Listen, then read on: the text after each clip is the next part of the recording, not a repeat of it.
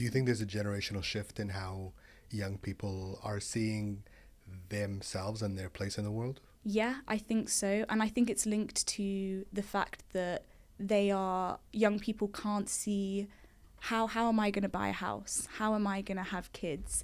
There's so many people who aren't having children because they think I can't afford to do so. I can't pay my rent. I see no real stability in my life. And their parents but definitely their grandparents did have that to a certain degree. Obviously, there's always been poverty and there's always been difficulty.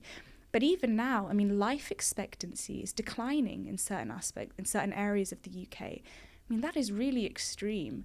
And so there is a generational shift on that basis. Young people today have no memories of a time when capitalism was good for them. I think that's quite significant as well. If you were 18, I mean, the 2008 financial crash happened when you were I don't know, quite young. My maths is not very good, I've forgotten.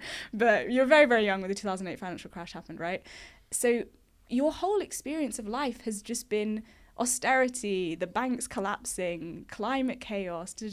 Why would you think that this society had something to offer you? I think that is really significant. There was a poll that showed the kids' words of the year. I don't know how they measure this, but the top kids' words of the year last year was war and climate change. Wow. And so I think there's a whole generation of people who are thinking this whole world is falling apart. And for a certain layer, not all of them, but a certain layer, they're now thinking, I'm going to do everything I can to fight to change it. And I think they can. I think they will. And I think in my lifetime, we will see more revolutions, not just in other far off countries, but also in this country and even in America. And there's a lot of polls there that also show complete disgust with Biden and Trump. And I mean, America's the belly of the beast when it comes to propaganda about Israel. And yet the polls now are showing young people can see through all of that. So they're losing the political narrative. They're losing the propaganda battle. And as I said earlier, that's that faith that the government is there to protect us, or the police are there to protect us.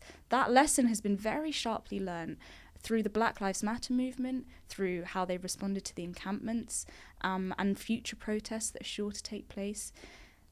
The faith that people have in our fundamental institutions are being completely shaken, especially from young people.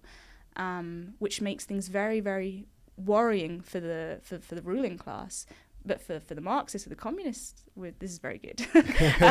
You guys are lying in wait. Yeah. We can connect with that, and we can because it's true. And what I want to say is that it's not enough just to hate it. It's not enough just to recognize that it's a problem. Get stuck in with trying to change it, because you can.